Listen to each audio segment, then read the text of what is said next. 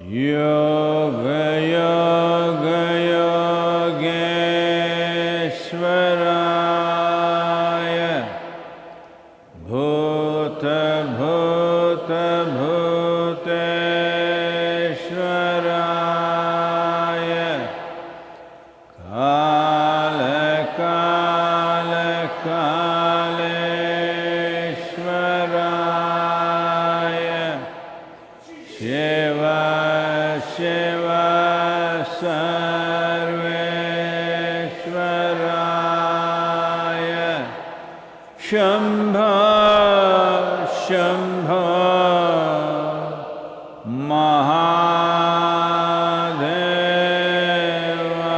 महादेवाय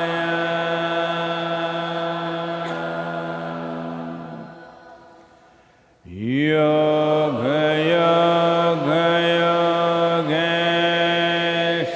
योगेश्वराय भूत भूत भूतेश्वराय काल काल कालेश्वराय शिव शिव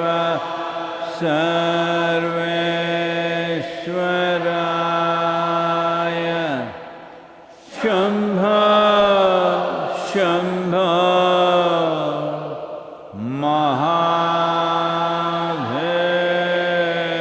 महादेवाय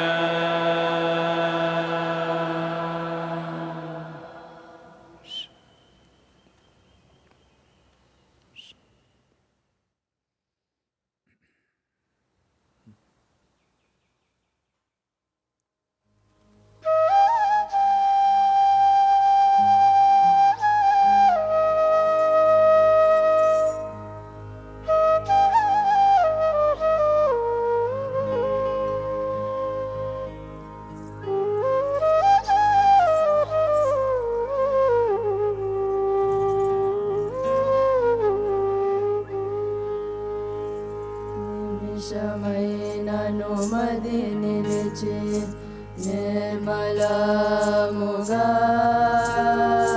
లింగ జీవ వేషులను గాంచి భంగ పడక నిమిషమైనను మది నిలిచి నిర్మలముగా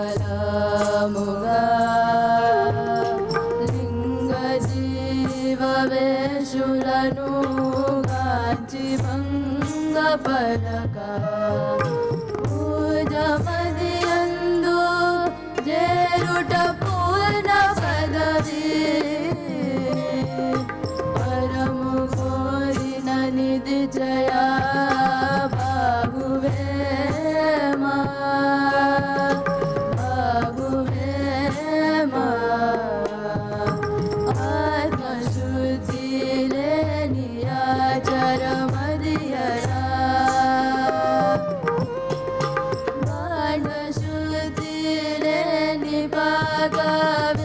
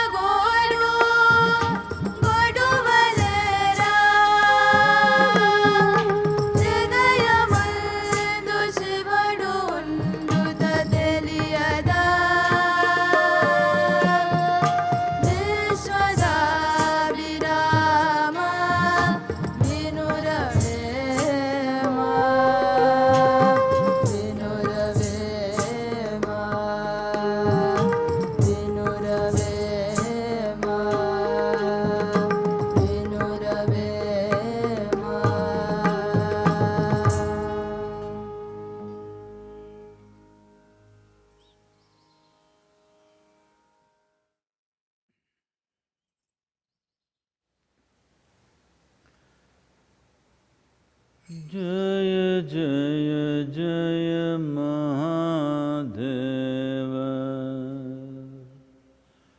जय जय जय महादेव।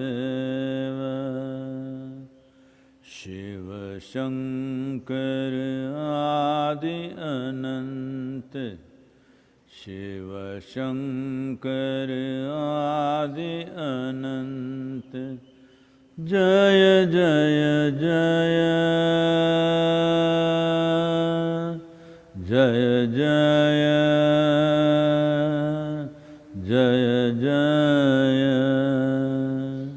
जय जय जय जय महादेव।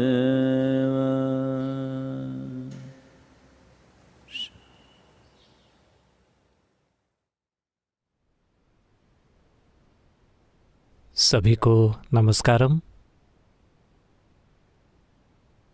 तो ये भयंकर काम, ये देखने का कि आज कितने लोग नहीं रहे, अफसोस कि हमें इससे होकर गुजरना होगा। अमेरिका में इन्फेक्शंस की संख्या 10 लाख को पार कर गई है। मौतें धीरे धीरे 56,000 की ओर पहुंच रही हैं। Spain 23,000, Italy 26,000, France 23,000, Germany 6,000, UK 21,000, लेकिन उनके प्रधानमंत्री काम पर वापस आ गए हैं, अच्छी बात है। ईरान लगभग 6,000। दुनिया में 2 लाख से ज़्यादा लोग मर चुके हैं, 2,06,000 लोग मरे हैं। इसके विपरीत, बल्कि इसकी तुलना में, भारत उस मामले में बहुत अच्छी स्थिति में है। लॉकडाउन का वाकई बहुत सकारात्मक असर हुआ है। तो हमारे यहाँ मौतों की संख्या 900 से नीचे है। पिछले 24 घंटों में लगभग 50 लोग मरे हैं। लेकिन हमारी जनसंख्या का जो साइज और घनापन है, भारत की जनसंख्या अमेरिका, रूस, कनाडा, ऑस्ट्रेलिया, न्यूजीलैंड, यूरोप, पूरा यूरोप, जापान, दक्षिण कोरिया, ताइवान, सिंगापुर, उन सबको मिलाकर भी उनसे ज़्यादा है। लेकिन हमारे यहाँ सिर्फ 900 मौतें हुई हैं। तो उन सभी को धन्यवाद। आजकल उन्हें कोविड योद्धा कहा जाता है।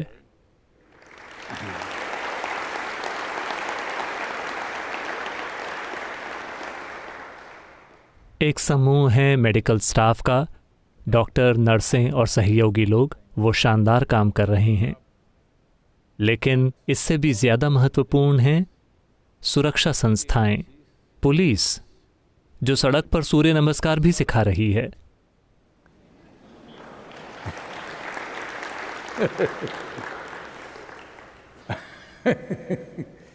वो सारे युवा लोगों को सड़क पर सूर्य नमस्कार या उठक बैठक वगैरह करा रहे हैं। अगर लोग सोशल डिस्टेंसिंग के नियम का पालन नहीं करते, उन सबको सलाम, वरना अस्पतालों में बाढ़ आ जाएगी।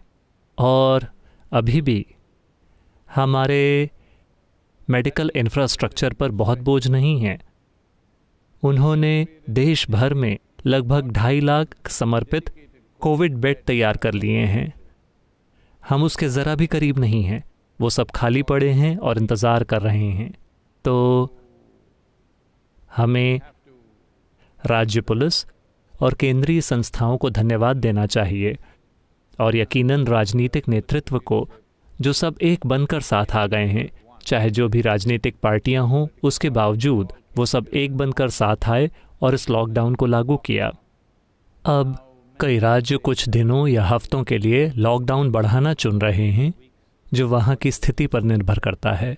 और तमिलनाडु में सिर्फ 300 जिले, नहीं मुझे माफ़ करें, भारत में 300 जिले पूरी तरह से कोविड से मुक्त हैं। 297 जिलों में कोई हॉटस्पॉट्स नहीं हैं। सिर्फ 127 जिलों में हॉटस्पॉट्स हैं। तमिलनाडु में 13 जिलों में पिछले 5 दिनों में कोई नया केस नहीं आया है। उन सबको धन्यवाद जिन्होंने इसे संभव किया है। सबसे बढ़कर हमें भारतीय लोगों को बधाई देनी चाहिए। हर कोई सोचता था कि ये सबसे ज़्यादा अनुशासनहीन और कंफ्यूज्ड लोग हैं, लेकिन उन्होंने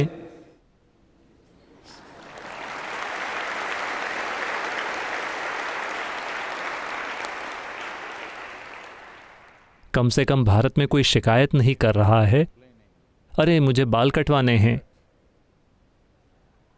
वो बिल्कुल दूसरी चीज़ है। तो ये परिस्थिति है। तो एक ऐसे समय में कई सवाल उठ रहे हैं।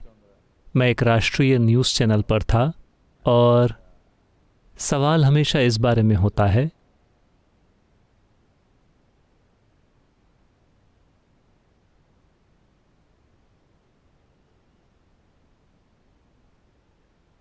नहीं, कोई सारी सूखी पत्तियों का इस्तेमाल कर रहा है मेरे लिए, कोई बात नहीं।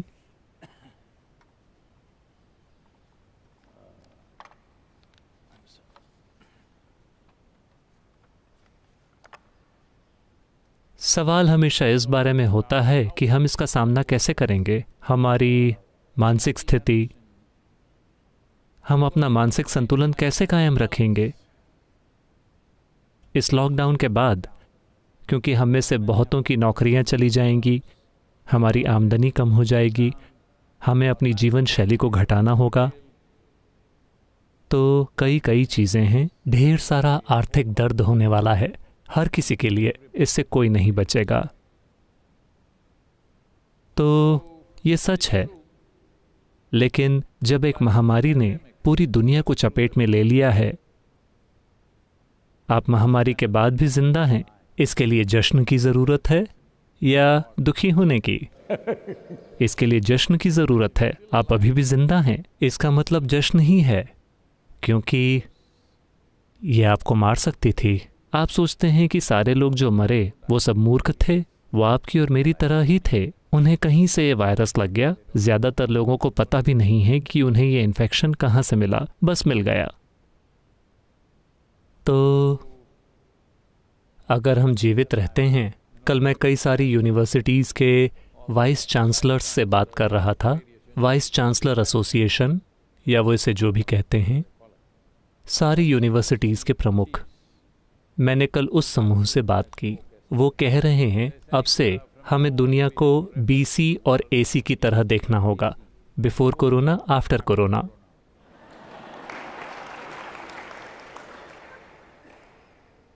शिक्षाविद इतिहास का एक पाठ तैयार कर रहे हैं। तो अगर हम इसे इस तरह से देख रहे हैं, तो अब ये समझने का समय है कि हमने दुनिया को ठीक करने में बहुत ज़्यादा समय खर्च कर दिया है, इसे विनाश की सीमा तक ठीक करने में। आमतौर पर किसी चीज़ को ठीक करने का मतलब है उसमें सुधार करना, उसे बेहतर बनाना। कोई चीज़ जो काम नहीं कर रही थी, आपने उसे काम करने वाला बना दिया। यही इसका मतलब है कि आपने इसे ठीक कर दिया। लेकिन हमने इसे एक अलग तरीके से ठीक कर दिया है, एक विनाशकारी तरीके से। इस हद तक कि आज लगभग हर कोई जानता है कि अगर हम जारी रहते हैं, नहीं वैसे नहीं जैसे आप अभी लॉकडाउन में हैं, मैं कह रहा हूं कि अगर हम हमेशा की तरह धंधा चालू रखते हैं तो 20-25 सालों में, 30 सालों में एक भयानक आपदा आने वाली है। इस बारे में कोई सवाल ही नहीं है। किसी के भी दिमाग में उस बारे में अब कोई सवाल नहीं है। जलवायु परिवर्तन और उस तरह की चीज़ों के असर के बारे में। लेकिन हम अब भी जारी हैं। कम से कम इस वायरस ने पॉज बटन दबा दिया है, स्टॉप नहीं, पॉज बटन।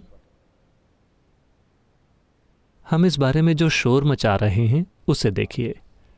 2 महीने के लिए अगर आप अपनी अर्थव्यवस्था को रोकते हैं तो क्या सब कुछ खत्म हो जाएगा? नहीं, ऐसा नहीं है।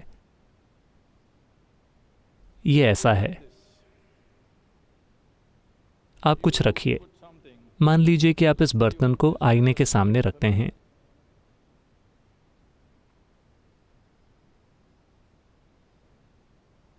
फिर आपको 2 बर्तन दिखाई देंगे। फिर आपने 2 बर्तनों के साथ एक दुकान खोल ली। लेकिन फिर आपने एक और आईना खरीदा। फिर अचानक आपके पास 100 बर्तन हो गए। फिर आपने एक लंबी चौड़ी थोक की दुकान खोल ली 100 बर्तनों के साथ। लेकिन फिर एक तूफान आया, एक वायरस आया, एक सुनामी आई, कुछ आया, 50 बर्तनों का सफाया हो गया और आप रो रहे हैं। लेकिन वास्तव में आपके पास केवल एक ही था। आपके पास हमेशा से सिर्फ एक ही था। तो इस दुनिया में जो भी दौलत है, जो भी संभावनाएं हैं, वो चली नहीं गई हैं। बात बस इतनी है कि दौलत की हमारी धारणा इसे बहुत बढ़ा चढ़ा रही है। शेयर बाजार हमारी दौलत का सूचक है, तो हमने उसी तरह का आर्थिक तंत्र तैयार किया है। मैं उस पर कोई टिप्पणी नहीं कर रहा हूं, लेकिन हमें इतनी चिंता करने की जरूरत नहीं है। लगभग 10 साल पहले जब एक राष्ट्रीय मीडिया ने मेरा इंटरव्यू लिया था, उन्होंने मुझसे भारतीय शेयर बाजार के बारे में एक सवाल पूछा, क्योंकि उस दिन पहली बार मैं शायद वर्षों को लेकर गलत हूं, शायद 12-13 साल, उस दिन पहली बार भारतीय शेयर बाजार ने 20,000 की संख्या को पार किया था। उससे पहले ये कभी 20,000 तक नहीं पहुंचा था। तो उन्होंने मुझसे पूछा, आप इस बारे में क्या सोचते हैं? मैंने कहा, देखिए, मेरे अनुमान में अगर आप व्यवसायों और उनकी क्षमताओं को देखते हैं, उद्योगों को, कि वो क्या उत्पादन कर सकते हैं, वो क्या कर सकते हैं, तो वास्तव में स्टॉक्स की कीमत लगभग 12,000 है। इसे वहीं होना चाहिए। लेकिन बेशक हम एक सकारात्मक भावना पैदा करना चाहते हैं, इसलिए हम इसे 14,000 बना देंगे, क्योंकि इसे इंसानी भावना चलाती है। तो 14 से 15,000, 20,000 कुछ ज्यादा ही है। तो 10 सालों के बाद मुझे लगता है कि इसने पिछले कुछ महीनों में 44,000 या 45,000 को पार कर लिया है। आज ये कम होकर शायद 28 या 29,000 हो गया है, मुझे ठीक से नहीं पता, 30,000 के आसपास कहीं। हर कोई रो रहा है क्योंकि इतने सारे लोगों का पैसा डूब गया है, और जाहिर है ये उनके लिए दर्दनाक है, क्योंकि वो यही खेल खेल रहे थे। लेकिन मूल रूप से इसमें कुछ भी नहीं बदला है, सिवाय कंप्यूटर पर दिखने वाली संख्याओं के। तो हम एक इस तरह की दुनिया का निर्माण कर रहे हैं। इस तरह की दुनिया का मतलब है, योग में हमेशा से कहा गया है कि एक साधारण सी इच्छा के साथ आप एक पूरी नई दुनिया बना लेंगे, और आपको यकीन होगा कि यही असली है। चाहे वो आपका व्यवसाय हो, या पैसा, या दौलत, या परिवार, या आपके जो भी प्रेम संबंध वगैरह हों, सभी आपके दिमाग में बने हैं। साधारण इच्छा से आप एक दुनिया बना रहे हैं, और आपको लगता है कि ये मौजूद है। जब ये गायब हो जाती है, या तो सुनामी से, या तूफान से, केवल शेयर बाजार के गिरने से, या वायरस से, या किसी की मौत से, तो अचानक आप इससे बहुत परेशान हो जाते हैं, क्योंकि आपने अपने दिमाग में जो कुछ बनाया था वो बस गायब हो गया। सिर्फ आप ही नहीं, आप सभी ने एक साथ मिलकर एक ही चीज का निर्माण किया। फिर यह हकीकत जैसा ही है, ये एक धर्म की तरह है।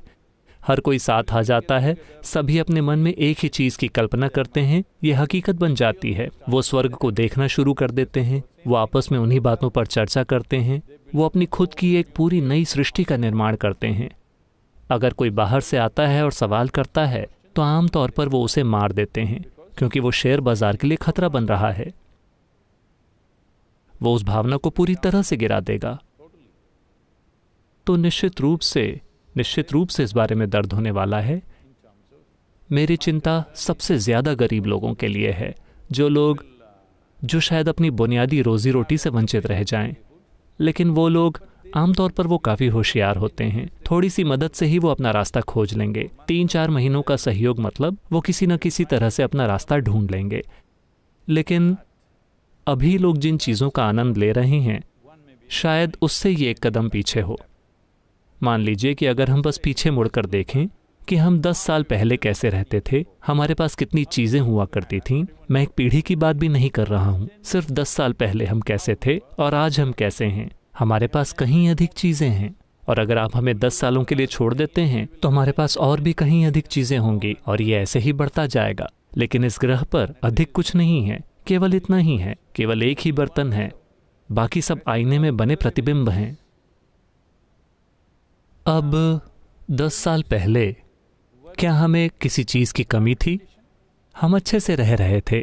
मैं आपको बता रहा हूं कि अगर आप 100 साल पहले भी देखते हैं, जब किसी के पास ऐसा कुछ भी नहीं था, तब भी वो अच्छे से रह रहे थे।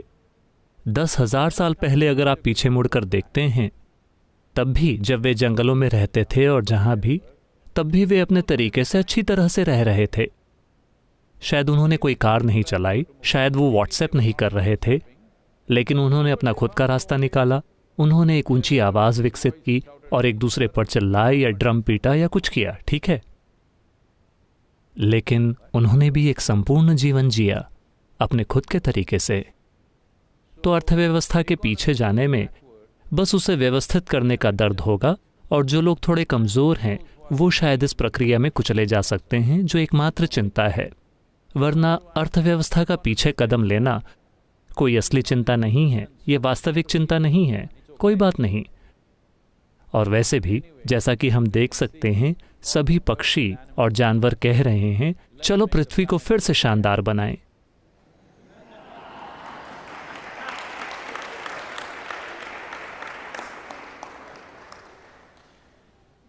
मुझे लगता है कि ये अगले बार के लिए एक अच्छा चुनावी नारा है, चलो पृथ्वी को फिर से शानदार बनाएं।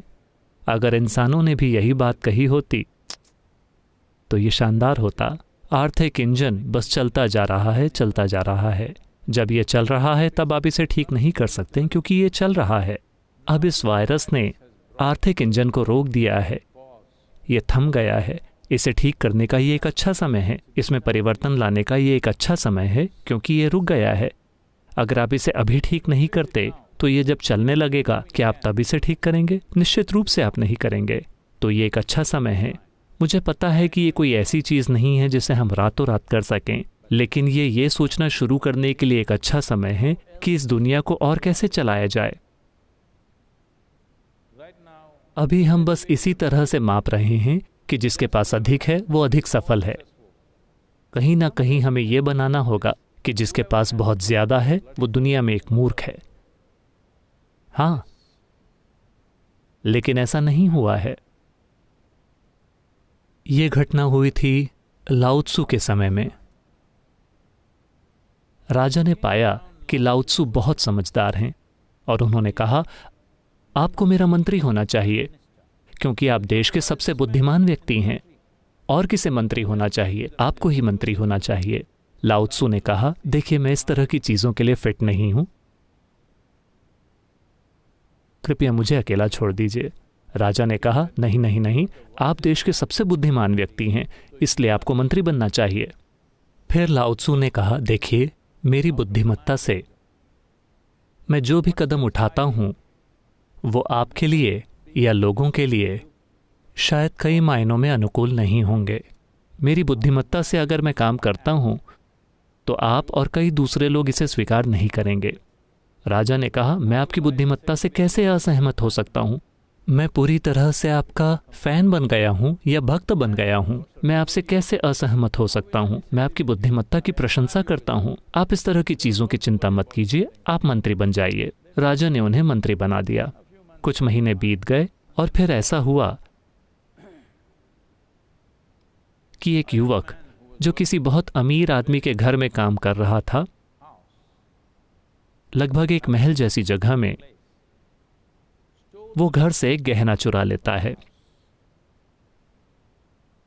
दरअसल वो गहना अमीर आदमी की बेटी ने उस गहने को बाहर बगीचे में छोड़ दिया था और एक चिड़िया ने उसे उठाया और वो जाकर एक पेड़ पर बैठ गई। तो गहना शाखा पर था और चिड़िया ने उसे वहीं छोड़ दिया।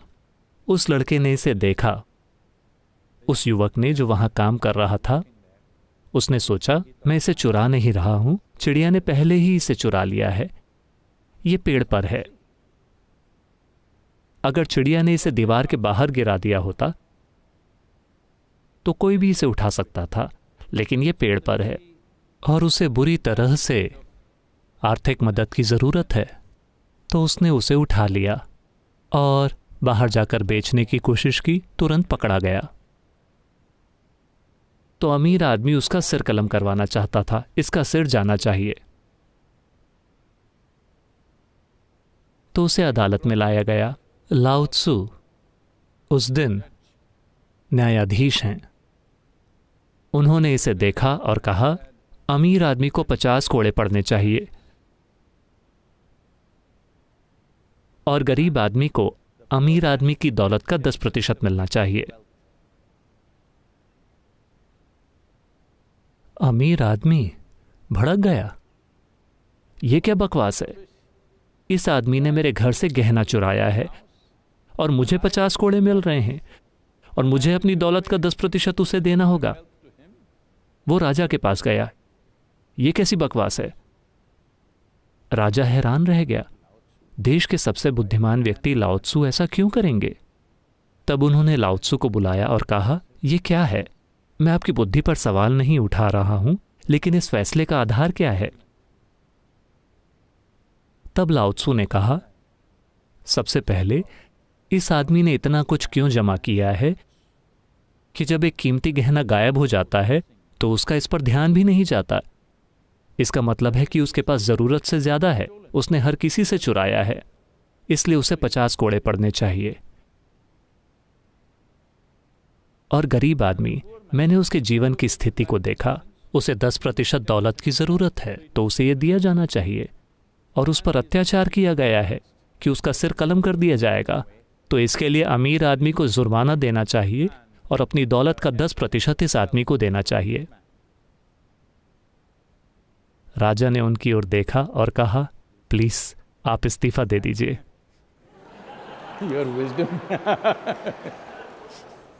आपकी बुद्धि की मैं सराहना करता हूं, लेकिन हम आपकी बुद्धि से इस देश को नहीं चला सकते।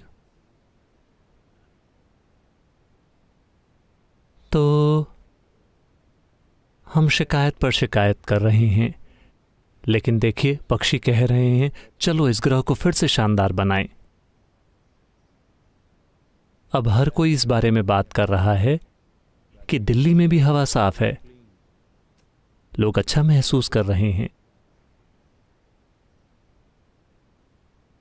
और पंजाब से 20 सालों में पहली बार वो हिमालय की चोटियों को देख पा रहे हैं। यह हमेशा धुएं और धुंध से छुपा रहता था, अब लॉकडाउन के कारण वो हिमालय को देख पा रहे हैं। हजारों सालों से लोगों ने हिमालय को देखा है, पंजाब से, दिल्ली से, इन सभी जगहों से, लेकिन अब हम नहीं देख सकते क्योंकि यहाँ हर समय प्रदूषण रहता है।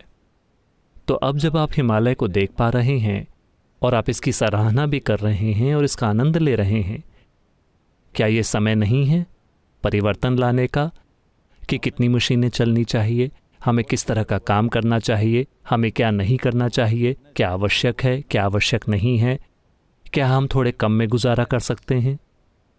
हर किसी को इसे देखना चाहिए। अगर आप इसे एक कानून बनाते हैं तो ये भद्दा हो जाएगा, अगर ये जागरूकता से होता है तो ये शानदार है। तो निश्चित रूप से यही समय है। अगर हम ऐसा करना चाहते हैं तो ये बाहर से नहीं होने वाला है, क्योंकि आप उस महान प्रयोग के बारे में जानते हैं, कार्ल मार्क्स। मैं नहीं जानता कि आप में से कितने लोग ये जानते हैं, क्योंकि जो लोग पश्चिम से आए हैं उनके लिए वो एक शैतान है। भारत में एक समय में हर कोई मार्क्स को पढ़ रहा था, अब ऐसा नहीं है। इन दिनों वो केवल कॉमिक बुक्स पढ़ते हैं। तो मार्क्स बहुत दयालु इंसान हैं।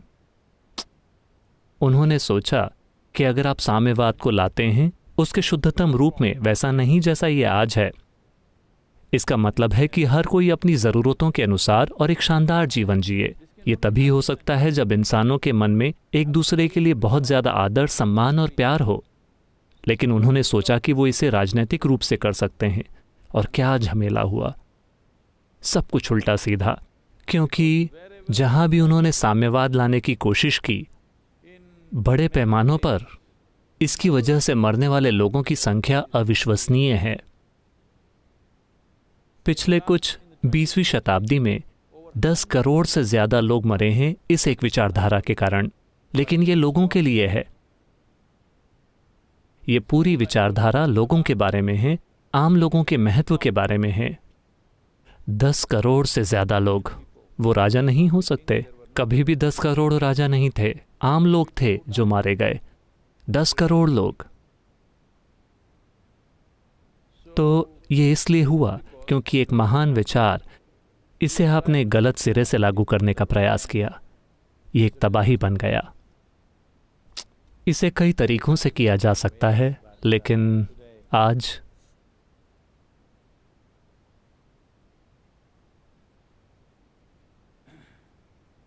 साम्यवाद असफल इसलिए रहा क्योंकि मार्क्स अर्थव्यवस्था वगैरह के बारे में काफ़ी कुछ जानते रहे होंगे, लेकिन वो इंसानी स्वभाव को समझने में असफल रहे। उन्हें सच में ये विश्वास था, उन्होंने इस बारे में खुलेआम बात की कि पहला राष्ट्र जो कम्युनिस्ट बनेगा वो है अमेरिका। वो कितने गलत हैं। मिस्टर सैंडर्स कोशिश कर रहे हैं, लेकिन ऐसा नहीं होने वाला है। उन्होंने सोचा था कि दुनिया के सबसे संपन्न देश साम्यवादी बन जाएंगे और फिर वे इसे हर किसी के साथ बांटेंगे और हम एक अद्भुत दुनिया बनाएंगे। महान विचार। लेकिन हमेशा दुनिया में जो सबसे ज्यादा गरीब लोग थे वो साम्यवादी बन गए। आज भी हमेशा सबसे ज्यादा गरीब लोग हैं जो साम्यवादी हैं। इसका मतलब मूल रूप से ये है कि जिनके पास कुछ है वो बांटना नहीं चाहते, जिनके पास कुछ भी नहीं है वो बांटना चाहते हैं।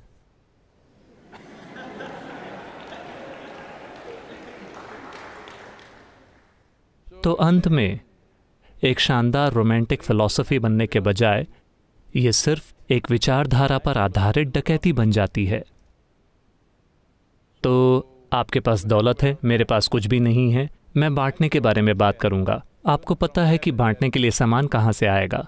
आप सहमत नहीं होंगे, हम आपका सिर काट देंगे और दौलत को आपस में बांट लेंगे। ये विचारधारा पर आधारित डकैती बन गई। दुर्भाग्य से यह ऐसा ही बन गया। जो एक शानदार विचारधारा थी, उस समय दुनिया में हर विचारशील व्यक्ति साम्यवाद के बारे में बहुत उत्साहित था। उन्हें लगा कि यह सबसे महान विचारधारा है, दुनिया बदल जाएगी। लेकिन इसका बिल्कुल उल्टा हुआ, क्योंकि जिनके पास है वो बांटना नहीं चाहते, जिनके पास नहीं है वो बांटना चाहते हैं। ये एक भयानक विचार बन गया। तो ऐसा हुआ। मैंने आपको शंकरन पिल्लई के बचपन के बारे में कभी कुछ नहीं बताया, है ना? नहीं। जब शंकरन पिल्लई सिर्फ 12 साल के लड़के थे, एक दिन वो बाहर गए और वो 100 रुपए का नोट लेकर वापस आए। उन दिनों 100 रुपए बहुत ज्यादा होते थे। और वो 100 रुपए का नोट लेकर आए और उन्होंने कहा कि उन्हें ये सड़क पर मिला। उनकी माँ ने उनको देखा और कहा, क्या ये तुम्हें वाकई मिला, सड़क पर पड़ा हुआ? वो सिर्फ चेक कर रही हैं कि कहीं लड़के ने पैसे चुराए तो नहीं हैं। उन्होंने कहा, नहीं माँ, मुझे ये वाकई मिला, ये सड़क पर पड़ा हुआ था। यहां तक कि मैंने एक आदमी को इसे खोजते हुए भी देखा।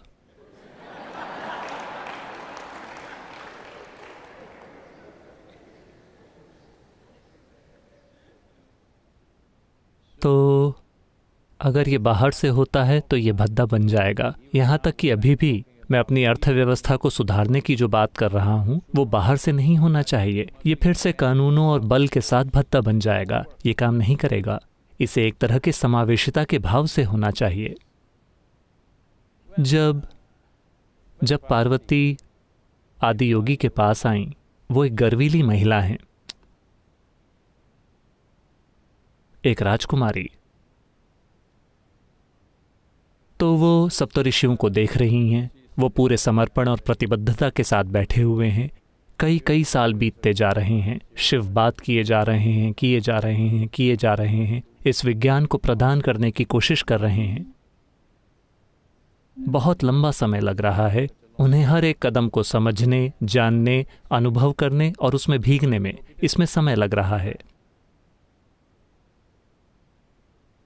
लेकिन पत्नी होने का सौभाग्य उनको थोड़ा इतराने का मौका भी देता है। फिर वो कहती हैं, मैं भी इसे जानना चाहती हूं। लेकिन आदियोगी जानते हैं कि वो कभी उनके सामने इस तरह से सालों के लिए बैठकर इसे कदम दर कदम नहीं सीख पाएंगी। वो उन्हें देखते हैं और कहते हैं, आप आकर यहां बैठिए। फिर पार्वती को लगता है कि ये एक अपमान है। इसका मतलब है कि आप मेरी बुद्धि पर सवाल उठा रहे हैं, आप बस मुझसे अपनी गोद में आकर बैठने के लिए कह रहे हैं। वो कहते हैं, नहीं, आइए। फिर आदियोगी उन्हें 114 अलग अलग तरीकों से छूते हैं और पार्वती उनका एक हिस्सा बन जाती हैं। उनका एक हिस्सा बनकर वो हर वो चीज़ जान लेती हैं जो आदियोगी जानते हैं, लेकिन वे अभी भी अपनी व्यक्तिगत प्रकृति बरकरार रखती हैं। आप सिर्फ इसी तरीके से दुनिया को रूपांतरित कर सकते हैं। आपको उन्हें ऐसे तरीकों से छूना होगा कि किसी न किसी तरीके से थोड़ा जुड़ाव हो, थोड़ा मिलन हो, थोड़ी एक रूपता हो। जब एक रूपता होती है फिर आपको किसी चीज़ को बदलने के लिए ताकत का इस्तेमाल नहीं करना पड़ता। अभी वैसे भी ताकत लगाई जा चुकी है वायरस के द्वारा। मैं बात कर रहा हूं इस परिस्थिति का फायदा उठाने की। लेकिन जब तक सभी देश ऐसा नहीं करते, ये नहीं होने वाला, क्योंकि हमेशा डर लगा रहेगा कि कोई और दौड़कर हमसे आगे निकल जाएगा। ये समस्या है। तो हमें चिड़ियों वाली पुकार करनी चाहिए, चलो पृथ्वी को फिर से शानदार बनाते हैं।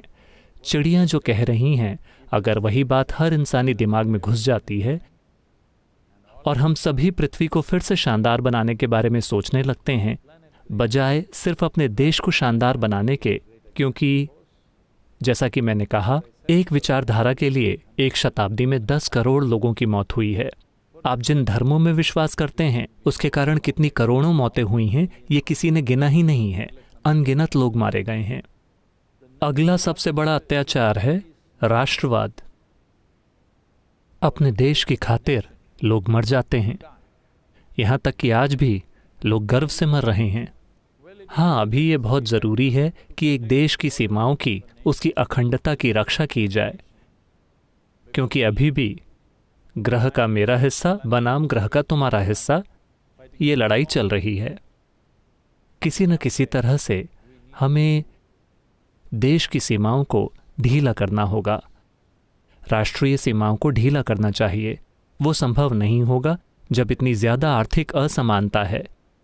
अगर हम इसे एक उचित स्तर तक ले आते हैं, ये मुर्गी और अंडे वाली बात है, पहले क्या होना चाहिए? नहीं, ये सारी चीज़ें एक साथ होनी चाहिए। किसी में इतना विवेक होना चाहिए कि वो इन सभी चीज़ों को एक साथ ला सके। अगर राष्ट्रीय सीमाएं पूरी तरह से मिटती नहीं हैं, तो अगर वो कम से कम थोड़ी ढीली हो जाती हैं, फिर कौन एक सेना तैयार करेगा और किस लिए? देश की कुछ आंतरिक परिस्थितियों के लिए शायद आप एक सुरक्षा बल रखें, लेकिन आप उस तरह की विशाल फौज नहीं रखेंगे जैसी अभी है, जिनके पास इतनी क्षमता है कि वो पूरी पृथ्वी का विनाश कर सकती हैं कई बार।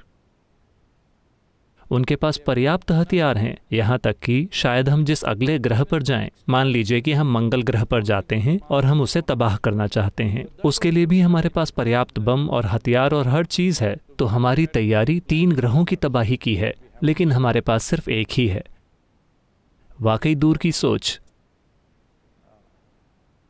तो हमें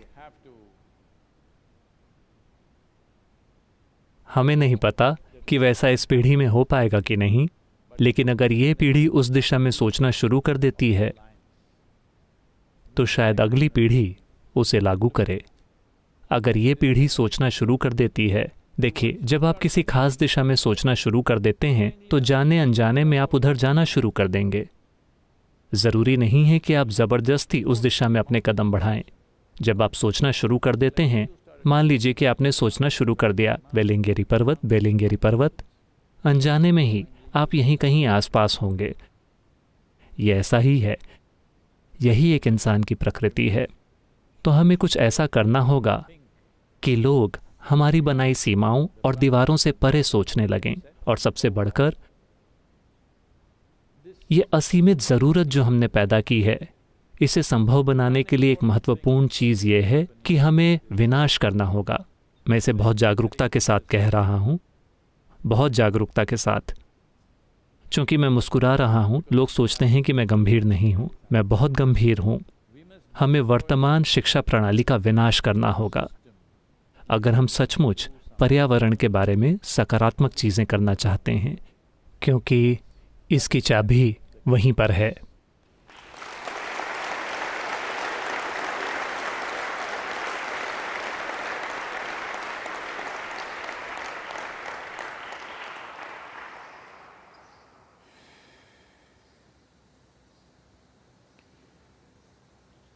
योग योग योगेश्वराय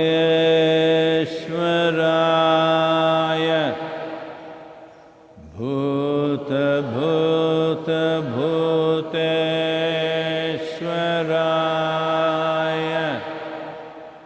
काल काल कालेश्वराय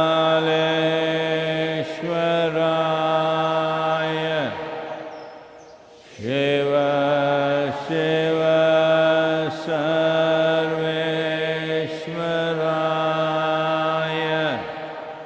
शंभो शंभो महादेवाय।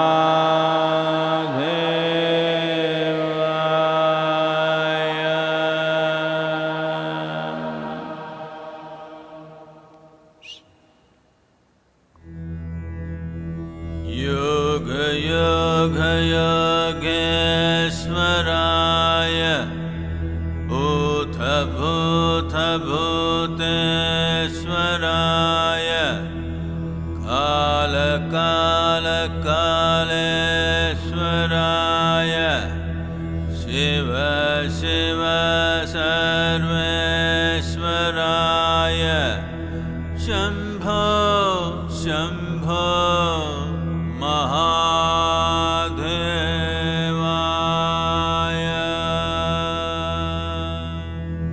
योग योग योगेश्वराय भूत भूत भूतेश्वराय काल काल कालेश्वराय शिव शिव सर्वेश्वराय शंभो शंभो महादेवाय।